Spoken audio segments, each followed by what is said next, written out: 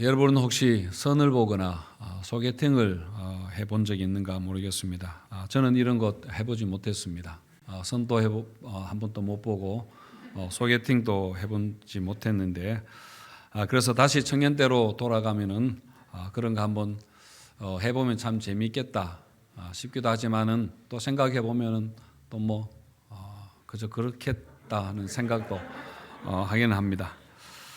예, 해보지 않아서 제가 잘 모르지만은 그래도 한번 상상을 해본다면은 소개팅 자리에 나와서 상대가 누구가 나올까를 기다리는 그 시간, 그 마음은 굉장히 기대가 되겠다 싶습니다. 지금 우리가 아마 이 기다리는 시간을 지나가고 있지 않을까요? 우리나라의 새 대통령이 누가 될까? 분명히 둘 중에 한 명이 되겠지만은 그것 때문에 우리나라가 우리의 삶이 어떻게 달라질까 우려 혹은 기대가 우리에게 있습니다. 그리고 오늘 우리 장로 선거가 있습니다. 마찬가지로 새로운 일꾼들 세워져서 교회가 더 좋은 교회가 되기를 바라고 기대하는 그런 마음이 기다리는 그 마음이 우리에게 있을 것입니다. 사람이 제비를 뽑지만은 일의 결정은 하나님께 달려 있다 하는 말씀처럼 우리가 결과를 전적으로 하나님께 맡기고 우리가 오늘 기쁜 마음으로 투표에 임하시기를 바랍니다. 오순절 성령 강림 후에 예루살렘의 첫 교회가 탄생합니다. 그런데 이 첫 교회는 굉장히 빠르게 성장을 합니다. 120문도로 시작했는데 그러니까 설립 예배 드릴 때에 그 벌써 교인이 120명이나 되었다는 말입니다. 그리고 얼마 후에 3,000명의 사람들이 입교하게 되고 또 성전 미문에 앉은 걷지 못하는 자를 베드로가 고친 후에 5,000명이 예수 믿게 되는 그런 성장이 일어났습니다. 물론 이렇게 많은 사람들이 한꺼번에 다 모이지는 않았겠지만은 성경에 보면은 날마다 성전과 이 집과 저 집에서 모였다 그렇게 되어 있습니다. 그리고 이 첫 교회는 예배만 드린 것이 아니라 그야말로 생활 공동체였습니다. 물건을 서로 공동으로 사용을 하고 자기 집과 토지를 팔아서 교회에 바치면은 그걸로 가난한 자들이 서로 나누어 쓰는 그야말로 가족과 같은 그런 좋은 교회였습니다. 하지만 이렇게 좋은 교회도 곧 문제가 생기게 됩니다. 첫 번째 위기가 아나니아와 삽비라가 그 자기 땅을 팔아서 재산을 교회에 바치면서 얼마를 감추고 그게 전부를 다 바치는 것처럼 거짓말을 했다가 이 부부가 다 죽게 되는 그런 일이 있었습니다. 사실 이게 교회에 있었던 큰 위기였지만은 성령의 강력한 역사로 교회가 하나님을 더 두려워하게 되는 믿음의 재정비가 일어났습니다.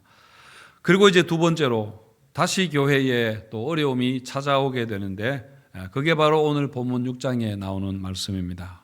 1절과 2절 말씀 우리 같이 한번 읽어보겠습니다. 시작. 그때의 제자가 더 많아졌는데 헬라파 유대인들이 자기들의 과부들이 매일의 구제에 빠짐으로 히브리파 사람을 원망하니 12사도가 모든 제자를 불러 이르되 우리가 하나님의 말씀을 제쳐놓고 접대를 일삼는 것이 마땅하지 아니하니 그렇게 했습니다.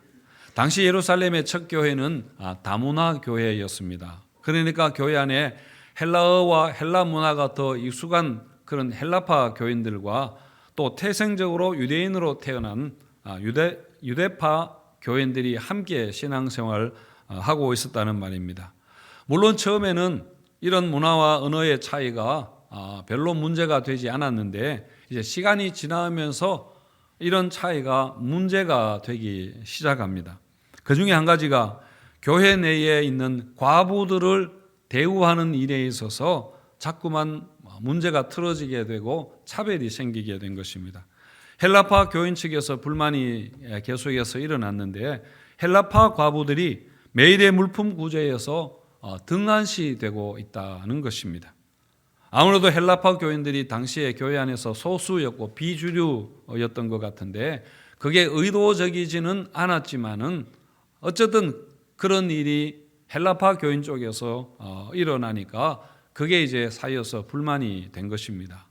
그래서 자칫하면은 이게 교회 분열로 갈 수 있는 그런 중대한 위기였습니다. 그래서 교회는 이 문제를 빨리 해결해야 했습니다. 사실 첫 교회는 모든 게 다 처음이죠. 가정에서도 마지가 고생을 많이 하는 이유가 부모도 사실은 결혼해서 그 아이를 처음 낳았고 처음 아이고 아이도 태어나서 모든 게 사실은 다 처음 겪는 일입니다. 형이 있으면은 형을 그대로 따라하면 되는데 형이 없으니까 어떻게 해야 될지 모르고 그냥 자기 하고 싶은 대로 하다가 엄마한테 계속 얻어맞게 되는 것이죠. 하지만 둘째부터는 이제 경험이 있으니까 부모도 자녀를 더 잘 키웁니다. 만약에 셋째, 넷째가 있다면 훨씬 더 잘 양육하게 되겠지요. 그래서 자녀를 많이 낳으면은 뒤로 갈수록 가문을 빛내는 아이가 태어날 가능성이 높아지는 것이죠. 그래서 야곱처럼 한 12명 정도 낳으면은 그 중에 한 명은 요셉과 같은 인물이 나온다 하는 것은 이것은 뭐 수학의 문제, 통계의 문제일 것입니다. 이렇게 첫 교회는 양적으로 빠르게 성장했지만은 그러나 조직 교회로서는 준비가 되어 있지 않았습니다. 교회 사역에 대한 어떤 선례도 없었고 조직도 사실은 갖추어져 있지 않았고 규칙이나 부서나 이런 것들이 리더십도 별로 세워져 있지 않았습니다. 그래서 시간이 지날수록 여기저기서 이제 문제가 생기게 되고 불평과 불만들이 터져 나오게 된 것이죠. 그런데 예루살렘의 이 첫 교회는 이 문제를 잘 극복하게 됩니다. 어떻게 했는가 하면은 먼저 집사 직분을 세웠습니다. 그래서 집사를 세웠습니다. 3절과 4절 말씀해 보시면은 형제들아 너희 가운데서 성령과 지혜가 충만하여 칭찬받는 사람 7을 택하라. 우리가 이 일을 그들에게 맡기고 우리는 오로지 기도하는 일과 말씀 사역에 힘쓰리라 하니 온 무리가 이 말을 기뻐하여 믿음과 성령이 충만한 사람 스데반과 또 빌립과 같은 7 집사를 세웠다. 그렇게 했습니다. 이 집사 직분을 집사를 세울 때에 가장 중요하게 여겼던 것이 바로 신앙이었습니다. 성령과 지혜가 충만했던 사람, 믿음과 성령이 충만했던 사람, 그리고 사람들에게 인정받았던 칭찬받는 사람들을 세웠습니다. 병원이라면은 사람을 뽑을 때 누구를 뽑겠습니까? 병을 잘 고치고 환자를 잘 돌보는 의사나 간호사를 뽑을 것입니다. 마찬가지로 교회 일을 하는데도 여러 가지 재능과 은사들이 필요하지만은 가장 중요한 것은 여러분 역시 신앙입니다. 신앙의 관점에서 교회를 이해하는 것, 신앙의 관점에서 봉사하고 교인들을 섬기는 교회를 섬기는 것이 중요하죠. 그래서 이렇게 교회가 기도하고 이제 안수해서 7 집사를 세웠는데, 근데 그 결과는 굉장히 좋았습니다. 7절 말씀 우리 같이 읽어보겠습니다. 7절 말씀 시작. 하나님의 말씀이 점점 왕성하여 예루살렘에 있는 제자의 수가 더 심히 많아지고 허다한 제사장의 무리도 이 도에 복종하니라. 그러니까 말씀이 점점 왕성하게 되고 제자의 수가 심히 더 많아지게 되었다. 그렇게 했습니다. 그래서 교회가 불평과 불만이 있던 것이 조용해진 것뿐 아니라 교회가 크게 부흥하게 된 것입니다. 여러분, 오늘 이 말씀에서 우리가 주목해야 할 것은 뭐냐면은 집사를 세운 것이, 집사 직분을 세운 것이 교회의 불평을 무마하기 위해서라기보다는 교회가 해야 할 주요 사역을 소홀히 하지 않기 위해서 집사를 세웠습니다. 여러분, 교회에는 주로 주된 사역이 있고 그 주된 사역을 돕는 부수적인 그런 사역들이 있다고 볼 수 있습니다. 2절 말씀에 여러분 보시면은 우리가 하나님의 말씀을 제쳐놓고 접대를 일삼는 것이 마땅하지 아니하다. 그렇게 했는데요. 이 말에 들어있는 의미가 여러분 무엇입니까?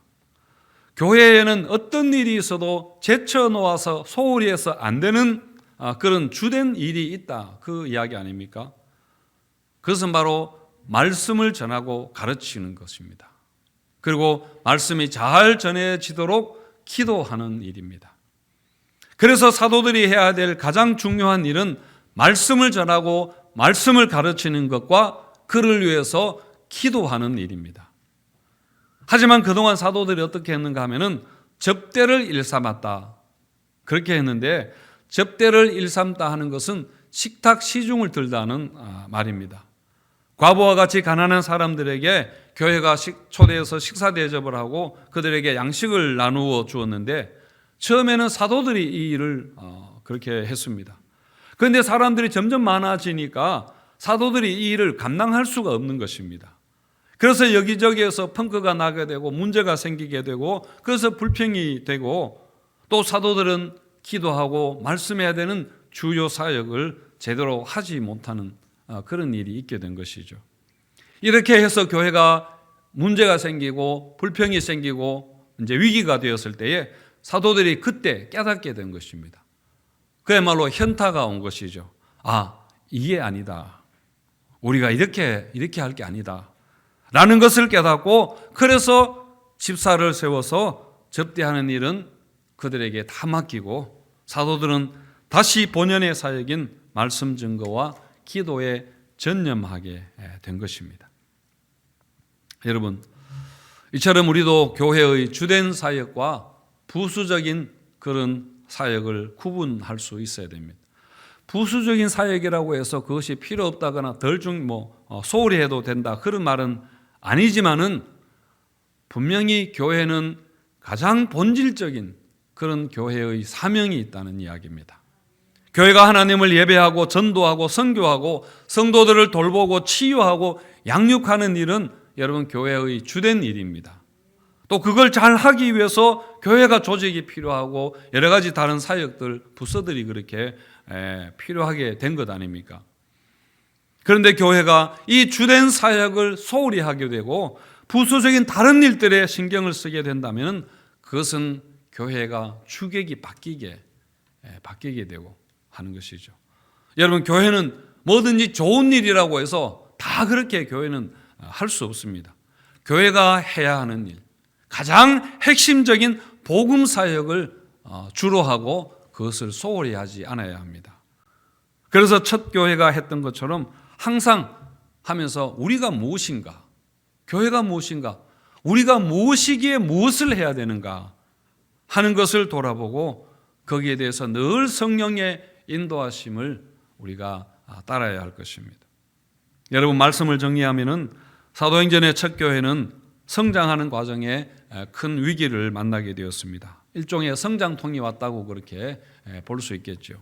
하지만 성령께서 지혜를 주셔서 창의적인 방법으로 이 위기를 잘 극복하게 됩니다. 여러분, 교회에 불평과 불만이 생겼다는 그게 위기의 본질이 아니라 교회가 핵심적인 사역을 그동안 소홀히 하고 있었다는 거, 그게 위기는 거기에 있었습니다. 하지만 교회는 그런 불평 문제를 교회가 무엇을 해야 되는가 하는 관점에서 해결해야 했다는 것을 오늘 말씀을 통해 우리가 배워야 될 것입니다. 여러분, 오늘 우리 교회가 장로를 세우는 것도 정말 하나의 큰 기회입니다. 이 장로로 선거를 통해서 우리 교회 분위기가 쇄신되고 일꾼들이 더 많아지고 하는 그것도 중요하지만은 그보다는 교회가 더 교회답게 그렇게 세워지는 그런 계기가 되어야 할 것입니다. 예루살렘 교회가 집사를 세운 후에 하나님 말씀이 점점 흥왕하여지고 제자의 수가 더 심히 많아졌다. 그렇게 한 것처럼 오늘 우리 이 일을 통해서 다시 한번 좋은 교회로 우리가 거듭나게 되고 신앙의 부흥이 일어나게 되기를 주님의 이름으로 축원드립니다.